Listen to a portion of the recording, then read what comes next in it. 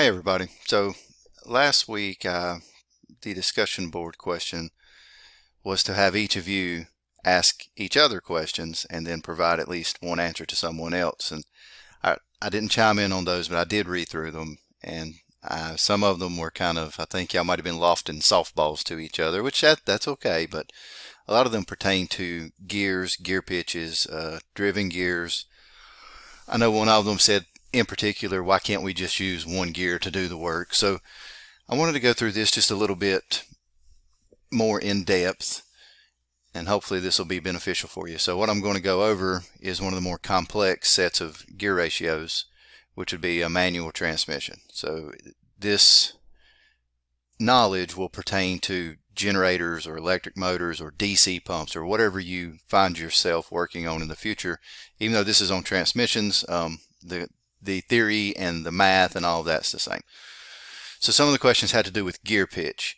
Gear pitch is simply the number of teeth divided by the diameter of the gear. So in this example there are 36 teeth. The gear is 6 inches in diameter, so the pitch of this gear is 6. The big takeaway of this is when you're working in the industry, or whatever you're working on, if you have one bad gear, odds are you're going to have another bad gear, the gears that mesh up together. And a lot of times when that happens, they're going to shoot metal throughout, and depending on how many gears you have or what kind of a complex ratio you're working on, there's going to be metal throughout. So you may do some like stepper motors in cars. They're plastic gears, so maybe that's just one gear, it broke, the plastic didn't hurt anything. But if you're dealing with metal and you have a bad gear, you're probably going to have several bad gears as the metal travels throughout. The main takeaway here is when you replace a gear, it has to be the same pitch. So you need to count the teeth on that gear, and you need to make sure that the diameter of the gear is the same. So when you're replacing a gear, it has to be the same gear, the same pitch, I should say. Don't always trust the parts, people. Always count the teeth, always make sure that you know the gear pitch, no matter what you're working on. It's crucial, or you'll just explode whatever the motor is or whatever you're working on.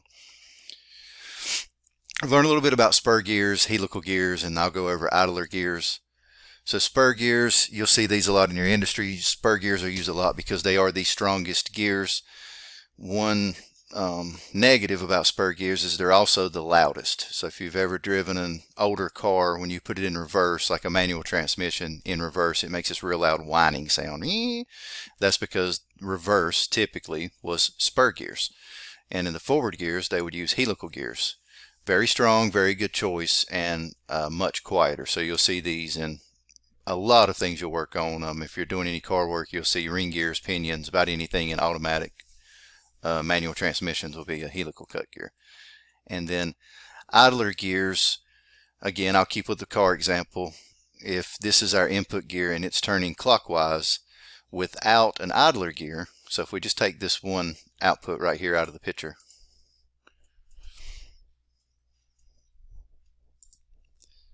get rid of this.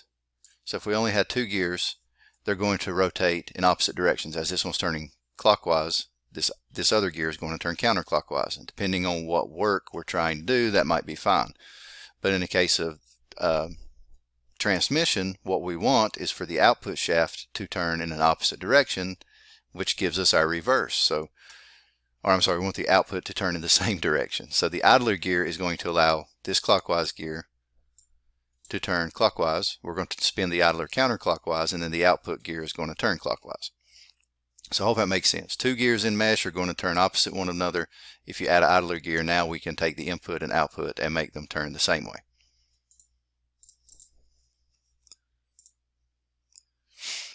Gear ratios. So this example is showing a 2-to-1 gear ratio, which means this one with 12 teeth has to spin twice to spin the one with 24 teeth 2 times.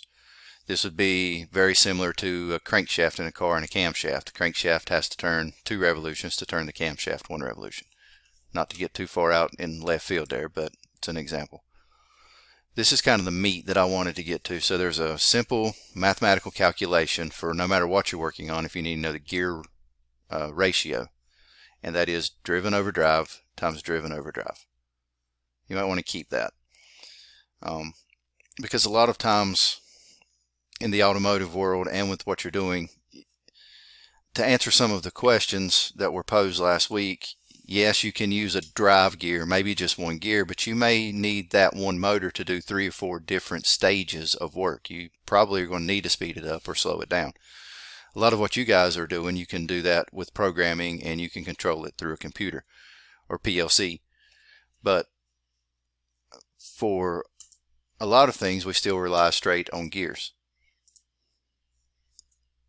I'm not going to go through all of transmissions. This isn't a transmission class. I'm just trying to hit the gear part. But just so you'll know, this part right here, this is where your shift rail sets. So when you actually shift your manual transmission, you're sliding this synchronizer assembly into a blocking ring right here, and you're engaging on this little brass blocking ring. You're now engaging this gear. That'll make more sense in just a minute, I believe. We're not going to go through synchronizers. We're going to go straight to gears. So, neutral. On the right, this is the input shaft. This blinds into the clutch, pressure plate, release bearing. The pilot goes into the engine. So this is what is turning as the engine is spinning. In this case, we've got neutral. Power is flowing through here. This piece down here in green is a counter shaft. We're running back through here and going out the output. So while this says 0 RPM, the only thing that keeps this at 0 is the fact that we have wheels on the ground. We're not transmitting any power. But if this were sitting on a table and we were spinning this 1,000 RPMs, the output is going to try to turn a little bit. But the takeaway is there's no power being transmitted. And this is factually true. So if we're in neutral, power is still flowing through the counter shaft, but we're not driving this last gear right here. Let's do first gear. Power flows, input shaft. This gear here is going to be our first drive gear. So this gear is driving to the counter shaft here. This will be a driven gear. Sorry for my pen there. I don't know why it does that. So drive, driven, power flows through here. This gear here now is a drive gear, and this last gear here is a driven gear for first gear. You notice this is a really tall gear. There's a whole lot of teeth on this gear. Gives us our gear reduction. So 1,000 RPMs input, we're going to spin the output 250 RPMs. Which quickly in your head means that is a 4-to-1 ratio. In other words, we have to spin the input shaft 4 times at 1,000 RPMs to get the output shaft to spin at 1,000 RPMs. Or to get 1,000 revolutions per minute out of the output shaft. So 4 turns of input for 1 turn of output. If we were to count these teeth, and I wish this were a hands-on class. Doing this on a computer is convenient for everybody, I guess, but it's just not my preference, and it's probably not yours either. But if we counted the number of teeth on this drive gear, so remember our equation is driven over drive times driven over drive. And this is not working at all. But remember, this is a drive gear. So this, let's just say it has, I don't know, 32 teeth. My goodness, at the pen. Drive gear would be on the bottom of this. This next one here is a driven gear, so that would be on top. This next one here is a drive gear, which would be on the bottom of our next equation. And this here would be a driven gear, which would be on the top here. Let's get rid of all that pen mess and go to the next one. Second gear, now power is flowing through here. I'm just going to give up on trying to do that. Let me just use the mouse. Power is flowing through the input shaft, through this first drive gear. This is still a driven gear. So if we were doing the math of this, those two have not changed. This is now a drive gear. This is now a driven gear. And it's trying to show that this part of the synchronizer, this shift fork, shift rail, has been moved into this gear. So if you see these little things here in the picture, those are the blocking rings. When you move this collar, it locks that gear in place. So that's what's happened here. We've locked that gear in place. Power flow here, here. Drive, driven, drive, driven through the output. 1,000 RPMs on the input. Now we get 400 RPMs on the output. So that is roughly a, what is that, 2.5 to 1. So to get 1,000 RPMs out of the rear, we'd have to spin this one 3,000 RPMs. If I did that math right in my head. 2.5 turns of this one up here, the input, would equal 1 turn of the output.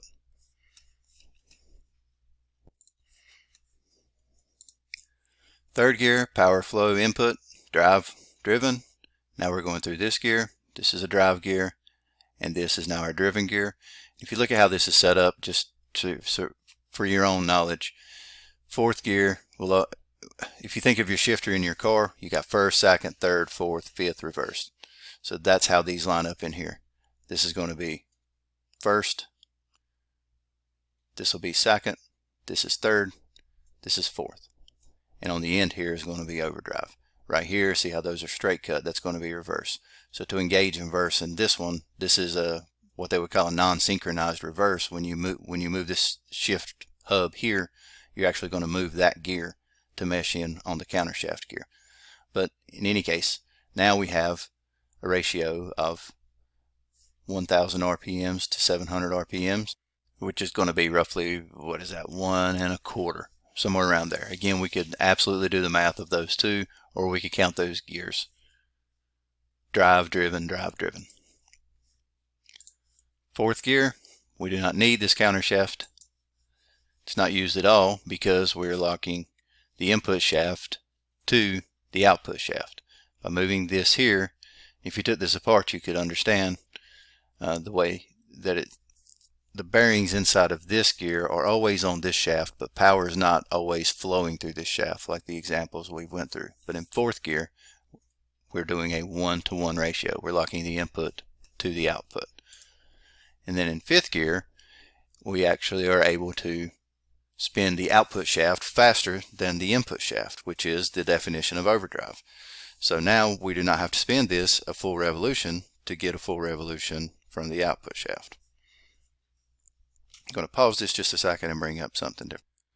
So this is a ring gear and pinion rear differential out of a truck. This would be the same in any car, any truck that's rear wheel drive. If it's front wheel drive, has a transaxle, it is a compound, what they call a final drive, but the workings are the same. You're still going to have a pinion and you're still going to have a ring gear. For the basics of explanation, let's just focus on the pinion gear, which is coming from the drive shaft, and it's going to turn the differential. I'm sorry, the carrier assembly, but it's going to mesh into the ring gear. So there's a lot more going on there than you might think just to look at that picture. I always enjoy doing these because the math is not difficult, but it's tedious. So the first thing that matters is the depth of this pinion gear, how deep it sets inside of that housing, which is going to mean how deep that it meshes into this ring gear.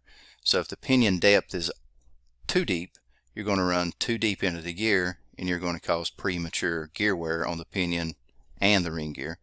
If it's not deep enough and you're running right here on the outside, you run a pretty good chance of breaking a gear. So it needs to be center of the gear, not too deep in and not coming off this side. And then the other thing would be backlash. I don't know if any of you have used dial indicators and measured backlash of gears yet, but if you haven't, you will.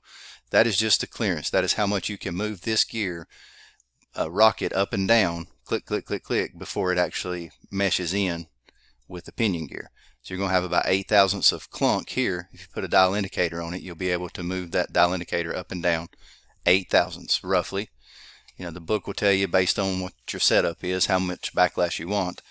But to set the backlash in this particular differential, these are shimmed. So there's a bearing here and a bearing here. Those shims are crucial because they set the load on the bearings. And whatever you do to change backlash in this particular instance to one side, you have to do the opposite to the other. So let's just say that the backlash is insufficient, which means you need to run this ring gear to the right. You need to tighten it up some. So you're going to have to take shims away from this side, but if you take, say, 5 thousandths away here, you've got to add 5 thousandths back here. Not real difficult, but it can be really confusing. And the backlash of the gear has everything to do with the way it can run off here towards the heel of the gear or here towards the toe of the gear. So again, I'm focused on cars, but the basics of backlash, bearing preload, the way power flows through gears, that is all very relevant to you and your careers. And again, I know online is probably not anybody's first choice. I wish we were hands-on, but I'll be glad to meet with any of you any night. You just send me an email, let me know. We can do a Zoom or a Skype or whatever. I'm glad to do it. I'd like to actually get to hear some of your voices sometime. Hope this helps a little.